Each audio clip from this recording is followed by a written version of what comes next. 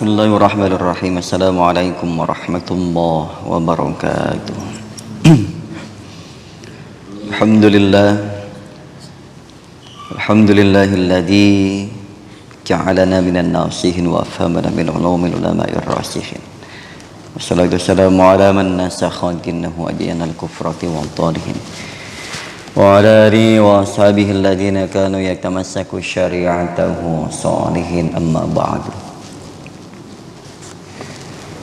Qala Allah Ta'ala fi kitabil karim wa huwa asdaqul qailin a'udzu billahi minasyaitonir rajim. Bismillahirrahmanirrahim. Alladzina hum fi salatihim khashi'un alladzina hum 'ala salatihim yuhafizun.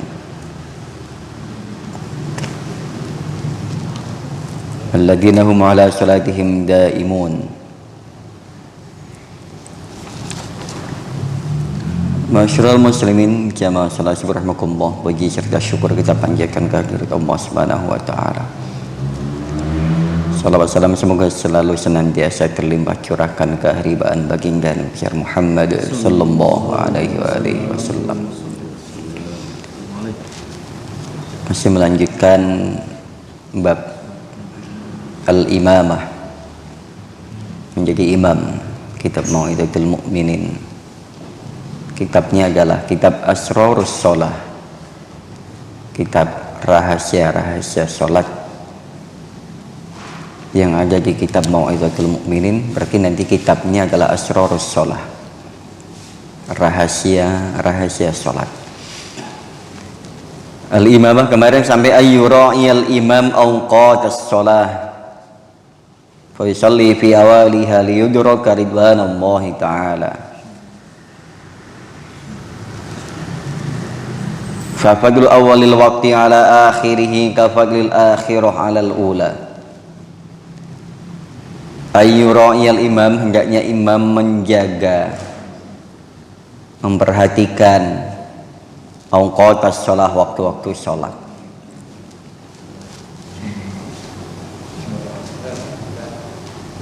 Fayusalli fi awailiha, sholat tepat waktu. Ini yang paling utama.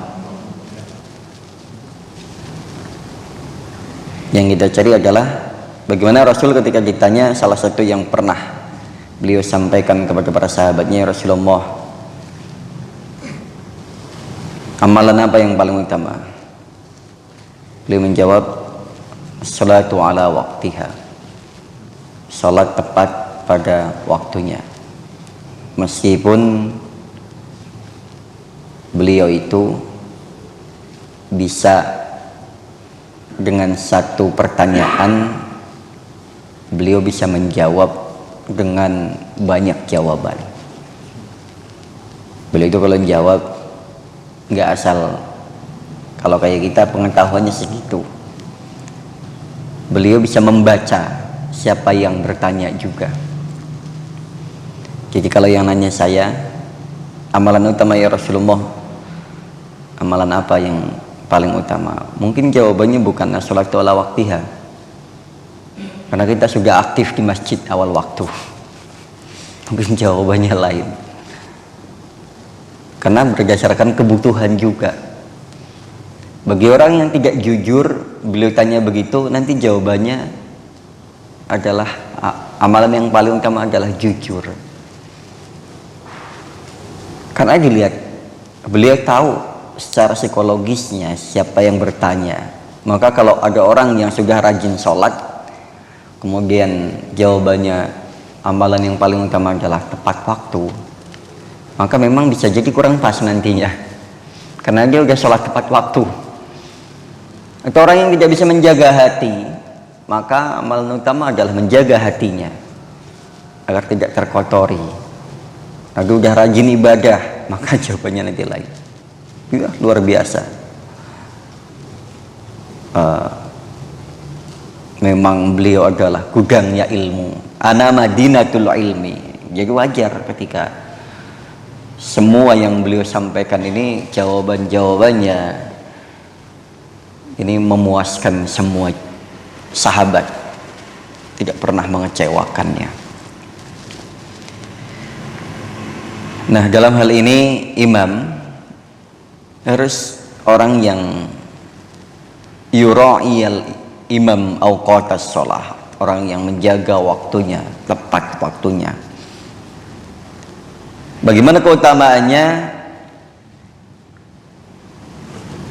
Fafadul awalil wakti ala akhirihi, orang yang sholat di awal waktu dibandingkan dengan orang yang mengakhirkannya, kafadlil akhirah alal ula, sebagaimana keutamaan akhirat atas dunia, perbandingannya. Makanya wajar sekali kalau selama ini yang kita tahu bahwasanya sholat fajar itu 2 rakaat fajar, rakaatal fajri khairum minad dunya wa ma fiha. Bahkan dunia itu tidak lebih baik daripada 2 rakaat sholat fajar, dan 2 rakaat fajar lebih baik, khairum minad dunya wa ma fiha. Baru awal waktunya saja di sini berbandingan adalah awal waktu sholat dengan akhir waktu sholat, perbandingannya seperti akhirat dengan dunia di sini ya. Ini luar biasa, Pak. Fafadlu awalil wakti ala akhirihi, keutamaan awal waktu atas akhir waktu, kafadlil akhirah, seperti keutamaan akhirat alal ula, atas dunia. Nah, ini dicatat nanti. Wala yanbaghi ayu akhiras shalah liintidhari kasratil jam'i bal alaihil mubadirah lihiyazati fadilati awalil waktu. Jadi kalau mau sholat sudah masuk waktu, jangan nunggu jamaah banyak dulu. Sudah masuk waktu, ada orang azan, monggo siapapun. Di sini kan sudah ada model timingnya, sudah ada. Ketika sudah masuk waktu, langsung Pak nyalain saklarnya. Kalau petugas utamanya nggak ada, langsung adzan aja. Pokoknya sudah sampai pada waktu bunyi itu, waktunya, waktu sholat, nggak ada petugas utamanya, dah langsung nyalain azan. Ini apa? Demi menjaga azan di awal waktu. Nah, ini udah ada waktu buat iqomah. Maka kalau udah sampai waktunya bunyi itu iqomah, udah langsung qomat. Jangan nunggu jamaahnya belum ada, yang lainnya belum ada, waktunya qomat. Kalau kita sudah pasang ini, itu udah siap konsekuensinya. Konsekuensi bagi jamaah yang masih sholat siap ditinggal. Memang nggak bisa minta ditunggu. Kenapa nggak ditunggu sih? Kan masih tahiyat. Atau kita pilih-pilih. Giliran temen kita nanti qomatnya diakhirkan. Teman lagi sholat nih, tunggunya sampai selesai. Konsekuensinya kalau sudah ada waktu ini, konsisten kita. Waktunya qomat, mau ada orang yang lagi sholat, qomat. Kalau mau konsisten. Begitupun dengan azannya bisa tepat waktu, kenapa qomat nggak? Waktunya qomat. Tapi jangan, kalau sudah ada begini, orang pasti ngitung menitannya. Wah, saya bisa nih 2 menit atau kurang atau lebihnya, saya bisa 2 rakaat nih. Maka dia juga bisa menghitung ketika sudah waktunya bunyi, dia salam, selesai. Dia juga nggak bisa mengakhirkan nanti loh. Jadi sholatnya dibikin santai nggak bisa. Udah datangnya telat, sholatnya dibikin santai, sholat sunnahnya nggak bisa orang suruh nunggu dia untuk qomatnya. Kalau sudah waktunya bunyi, petunjuknya ya harus dilaksanakan. Nah, ini. Jadi sholat nggak boleh. Walayam bagi ayu akhiras sholah lintidhari kasratil jam'i, nggak bisa nunggu jamaah banyak dulu lah, kecuali kalau memang ada waktu-waktu tertentu yang membolehkan menggeser waktu. Contoh misalkan sholat Jum'ah, asal jangan ngaret, jangan enggak. Nah ini, jadi nggak usah jamaahnya mau 1, 2 udah waktunya azan, kita juga toleransinya udah bagus kok. Gatobah itu waktunya termasuk bagus, azannya bareng dengan yang lainnya, dan komatnya kita termasuk yang masuk kategori yang akhir Pak, ya kan, waktu ini termasuk lama. Ada beberapa masjid itu Pak, apalagi di kampung saya itu, waktu kemarin itu di Jonggol itu azan nih, masih garap di lapangan, moh ya azannya buru-buru, padahal masih awal waktu, bener tuh azannya mah bagus awal waktu, tapi yang azan aki-aki cepet banget kayak orang buru-buru mau kemana. Barang selesai azan, siap-siap lah kita mau ke ini, udah komat. Tapi itu masih mending, saya bilang masih mending, meskipun alam mungkin ukuran mereka adalah sholat 2 rakaat setelah azan, tapi itu masih mending. Saya pernah menjumpai lagi masjid yang ada azannya, komatnya nggak pakai pengeras, jadi kita nggak tahu udah komat apa belum. Kenapa ada kebijakan harus seperti itu, azannya dikumandangkan melalui speaker luar, sedangkan komatnya nggak? Kenapa? Padahal komat itu penanda azan, ajakan sholat. Komat pentingnya adalah untuk mengetahui bahwa sholat sudah siap didirikan. Ada yang begitu memang. Nah ini, jadi sholat diutamakan, jangan nunggu jamaah banyak. Coba alaihil mubadirah untuk menjaga keutamaan awal waktu ini. Fahiya afdal min katsratil jamaah. Sholat jamaahnya sedikit, tepat waktu, itu lebih utama daripada sholat yang ngaret, telat, nunggu jamaah banyak, dan akhirnya jamaah telat. Ini nggak disarankan, nggak dianjurkan. Yang berikutnya adalah wamin tatwilis surah. Nah ini boleh kalau sudah masuk sholat, menjaga awal waktu kan. Rakaat pertama dipanjangkan biasanya itu, kalau yang tahu, imam yang tahu, biasanya rakaat pertama lebih panjang daripada rakaat kedua. Nah makanya banyak tuh jamaah yang tinggalan itu seneng, alhamdulillah dapat rakaat pertama, atau minimal ketinggalannya nggak jauh-jauh banget. Kadang kalau ukurannya, standarnya saya biasanya kalau salat subuh itu 2 rakaat itu saya ukur 10 menit standarnya. 2 rakaat subuh 10 menit. Yang pertama bisa 5 menit dari mulai takbiratul ihram sampai selesai rakaat pertama. Rakaat kedua juga 5 menit karena ada doa kunutnya. Nah itu kurang lebihnya, karena di doa kunutnya juga lumayan waktu. Nah ini kurang lebihnya segitu. Orang jadi kebagian semua alhamdulillah. Makanya subuh nggak begitu banyak yang jadi masbuk, tapi setidaknya dapatlah rokat. Kalau dia nggak dapat takbiratul ihramnya imam, dia bisa dapat rokat yang kedua. Ini penting juga. Kunut juga bisa membedakan antara sholat subuh dan sholat-sholat yang lainnya, jadi bisa membedakannya. Wa qad akhara Rasulullah sallallahu alaihi wasallam an salatil fajri wa kanu fi safarin. Rasulullah pernah mengakhirkan waktu itu adalah sholat fajar subuh, beliau dalam perjalanan. Kalau beliau kan uswah ya, teladan, contoh langsung. Makanya beliau itu pernah sekali itu. Kalau beliau itu biasanya nanti akan jadi hukum. Artinya yang beliau pernah dilakukan ini menjadi sunnah. Oh pernah gitu. Artinya apa? Nanti akan jadi rujukan hukum. Kalau suatu saat kita dalam perjalanan kok sholat subuhnya kelewatan, atau misalkan kita lewat jalan tol atau di kampung-kampung susah nemu masjid. Nah ini kan pengecualian ya, Rasul dalam perjalanan. Ya kalau kita mukim, ini nggak bisa jadi alasan untuk Rasulullah pernah kok siangan subuhnya, nggak gitu. Kita mukim, masjid dekat, jalan ke masjid kita jalannya bagus, nggak sampai berpuluh-puluh menit.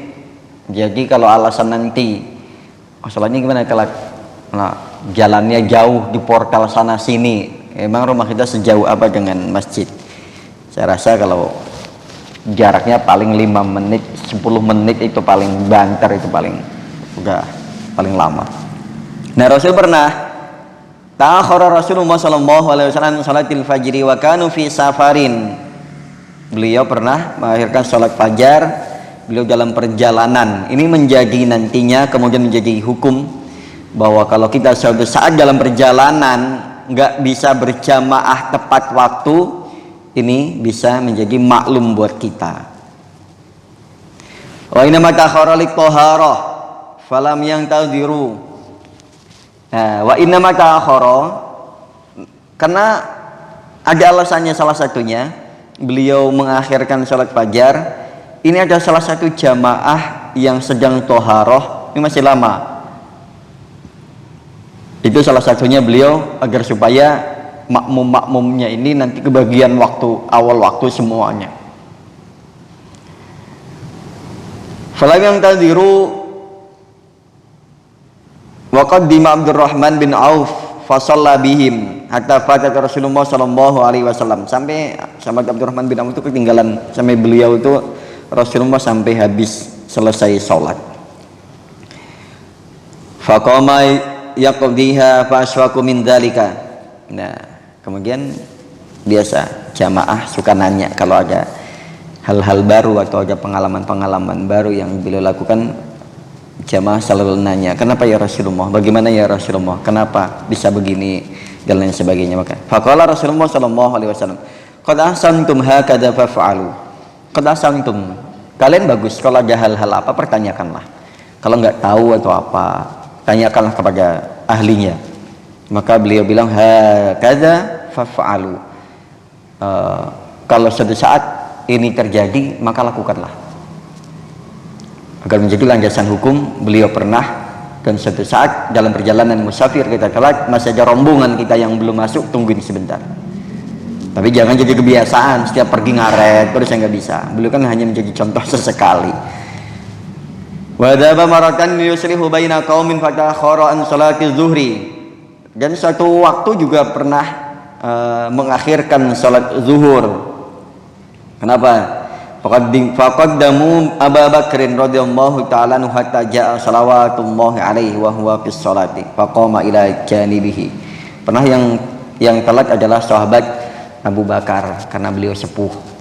Jadi dimaklum, ditunggu oleh beliau waktu salat zuhur. Jadi hal-hal begini yang perlu diperhatikan. Itu artinya kenapa? Imam yang begitu peduli dengan makmumnya.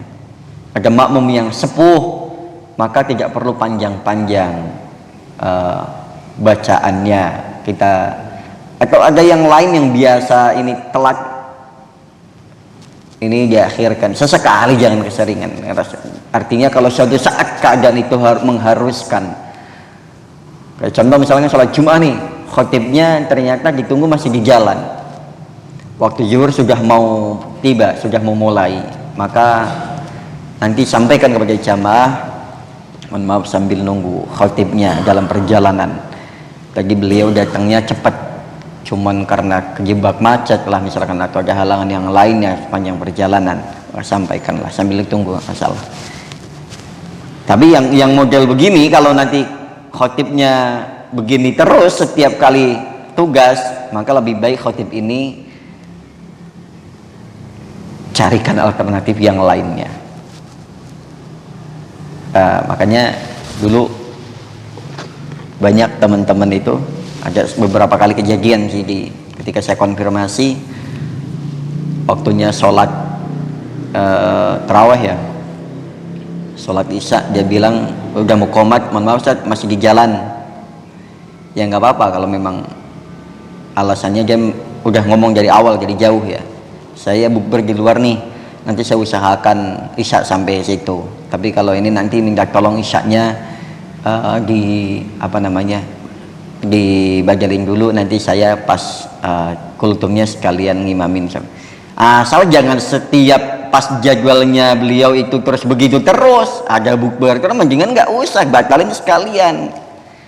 Ya udah, bisa apa enggak, jangan sampai isya begitu terus ya, karena sudah satu paket kan. Biasanya kita panggil orang yang siap satu paket, isya, kultum, berikut dengan ngimamin sholat tarawih. Jangan begitu terus. Kita yang di sini bagalin terus juga nggak enak kesannya, nanti kita gimana. Tapi akan selalu ada orang-orang yang memang banyak kegiatan seperti ini, yang baik itu di sholat tarawehnya maupun sholat Jum'ah akan selalu ada, tapi selalu dikonfirmasi. Kalau orang yang memang yang luar biasa, ada yang jauh-jauh hari sudah bilang, saya hari ini nggak bisa, minta tolong carikan pengganti, atau kami yang cari penggantinya, atau kami kirim bagelnya jadi teman kami, begitu. Ini yang bagusnya. Nah ini jamaah sekalian, nah hal-hal begini pernah terjadi oleh di masa-masa Rasulullah SAW. Nah, suatu Abu Bakar kemudian sholat di sampingnya Rasulullah. Wa laisa 'alal imam intidharul muadzin wa inna ma 'alal muadzin intidharul imam. Nah, secara aturan laisa 'alal imam intidharul muadzin wa inna ma 'alal muadzin intidharul imam. Antara sinergi antara imam dan muadzin secara aturan mainnya, laisa 'alal imam intidharul muadzin, bukan imam sudah duduk di sini muadzin belum datang. Aturannya muadzin datang lebih dulu, ini udah pas di sini. Kita ubah. Muadzin datang, panggil azan, kemudian imam datang. Ini secara aturannya. Jadi begitu. Yang ngumpulin, yang manggil-manggil jamaah itu adalah muadzin. Baru setelah jamaah siap, imam yang mempersiapkan sop-sopnya jamaah, diatur sopnya. Siapa yang di belakang imam, siapa yang layak di belakangnya, ada berapa orang nih. Ini orang-orang yang mukim. Kalau ada tamu, tamunya nggak jauh, dan dia memang kita kenal orangnya. Di belakang imam siap nanti suatu saat imamnya. Jadi memang ada yang hal-hal yang begini harus kita perhatikan. Jangan sampai nanti yang sholat di belakang imam, mohon maaf, tamu entah dari mana kita nggak tahu, atau yang justru menjadi imamnya, kemudian nggak tahu kita kualitasnya, terus kemudian kita nggak tahu akhlak kesehariannya. Nah, kita nggak bisa dipertanggungjawabkan nih. Maka penting, makanya saya sering bilang, mohon maaf kepada jamaah aktif yang mukim, tolong isi dulu belakang imam. Dilihatnya biar pantas juga Pak, dari sisi kepantasan juga pantas. Kalau orang mukim kan biasanya secara pakaian juga rapi, itu udah pasti tuh. Kita udah tahu kualitasnya, kita udah tahu akhlak kesehariannya. Makanya suatu saat nanti ngimamin kita nggak banyak protes. Kita udah tahu kualitasnya, Pak ini seperti apa. Oh layak nih untuk jadi badal imam. Jadi nanti udah tahu, orang-orang nggak dorong-dorong lagi, udah ada bapak ini, gitu kan. Nah nanti tahu. Nah hal-hal begini. Walaysa 'alal imam intidharul muadzin. Secara aturan main memang muadzin lebih dahulu hadir karena dia yang manggil orang-orang. Nah baru kemudian imam datang. Imam yang mempersiapkan ketika sudah waktunya qomat. Bagian imam tuh yang nyiapin sofnya. Makanya imam dianjurkan untuk tidak mulai sholat dulu sebelum makmumnya. Tapi makmum jangan nunggu dirapikan dulu. Udah sholat tiap hari, masa ya sofnya masih nunggu diatur aja. Kadang udah qomat udah lama, imam sudah di depan, masih kelelar di belakang. Langsung ketika hayya 'ala sholah bangun. Sampai dengan hayya 'ala sholah bangun langsung isi sofnya. Jangan udah selesai qomat masih di belakang sana, gelang santai. Yang kita kejar adalah takbiratul ihramnya imam. Ini yang utama. Barang siapa yang menjumpai takbiratul ihram imam, nah itu keutamaannya. Jadi hal itu diperhatikan. Makmum orang kita udah biasa kok, kita bukan tamu, bukan siapa, kita orang mukim juga. Tamu pun dianjurkan ketika sudah qomat, sudah hayya 'ala sholah bangun, jangan nunggu dirapikan. Saya di mana nih, saya di mana, masih bingung mau di sop mana. Mungkin kita tuh di masjid udah 5 kali dalam sehari semalam, masih bingung dia mau di sop sebelah mana. Kita yang mukim jangan canggung juga di belakang imam, udah isi aja langsung. Ayo monggo silakan. Setelah isi semuanya saf depan, belakang imam, ke kanan ke kiri isi semuanya, baru yang berikutnya. Jangan monggo Pak, monggo Pak, monggo. Ya Allah, kenapa harus pakai begitu? Langsung isi saja. Jadi kita udah istilahnya udah terbiasa, udah bukan sedang latihan lagi, kita itu sudah terdidik dalam hal sholat jamaah, dalam hal kita softnya jamaah udah terdidik. Jadi jangan kita malah nanti diisi sama entah siapa di belakang imamnya, sama tamu kah atau anak muda yang entah kita nggak kenal siapa dianya, pakaiannya juga kita agak risih. Mohon maaf, kita bukan merasa bersih, tapi kalau di belakang imam kok pakaiannya nggak sesuai dengan orang yang sholat, pakaian sholat lah, kita juga merasanya nggak gimana gitu, ya kan? Dan nggak kenal orangnya siapa. Nah ini perlu dijaga hal-hal begini. Jadi kita sudah terlatih. Ini itu sekarang yang ada di Indonesia adalah pasukan terlatih. Jadi jangan sampai nunggu soft juga dirapikan. Kalau udah terlatih, berarti udah waktu selesai, langsung soft diisi. Imam tinggal sawu sufakum sebagai buat pantas aja bahasanya, karena makmumnya sudah terlatih. Kita bukan sedang latihan, sudah terlatih pasukan. Jadi nggak perlu imamnya masih tengok masih kosong, Pak tolong Pak. Waduh, banyak waktu kesita. Memang tugas imam begitu, tapi kalau pasukan nggak terlatih kok akhirnya kok begitu, berarti perlu dipertanyakan kenapa. Nah utama soft adalah soft terdepan sebelah kanan ini utama, kemudian sebelah kiri. Soft kedua sebelah kanan, kemudian sebelah kiri. Begitu terus. Udah pasukan udah elit kok. Kita kan udah biasa begitu. Kalau kita udah biasa bangun jam sekian, udah biasa, nggak perlu dibangun, udah bangun sendiri otomatis. Alarmnya langsung dari Allah. Kita udah softnya udah biasa, udah tiap hari latihan isi barisan soft, nggak perlu lagi nunggu imam komando, udah langsung. Meskipun imam nanti tugasnya juga begitu. Ini cuma sekalian untuk menjaga kualitas rahasia-rahasia sholat kita yang terkandung di sini. Jadi hal-hal yang perlu diperhatikan, kita perhatikan, kita terapkan agar supaya apa? Agar supaya ibadah kita berkualitas. Sholat jamaah pahalanya dapat, keutamaannya dapat, dari sisi semuanya kan dinilai kerapihan, sopanan, pokoknya kualitas lah semuanya. Nanti bisa dipertanggungjawabkan di hadapan Allah Subhanahu wa taala, dimulai dari hal-hal kecil begitu. Kemudian nanti adalah itu kan sifatnya lahiriah, nanti ada batiniah. Kemudian sekalian yang sampaikan pagi hari ini masih kitab Asrarus Shalah. Kitab Asrarus Shalah babnya adalah al-imamah. Kitab Mau'izatul Mukminin, masih kitab Mau'izatul Mukminin. Kita mengucapkan kepada majelis subhanakallahumma rabbana wa bihamdika asyhadu an la ilaha illa anta astaghfiruka wa atubu ilaik. Assalamualaikum warahmatullahi wabarakatuh.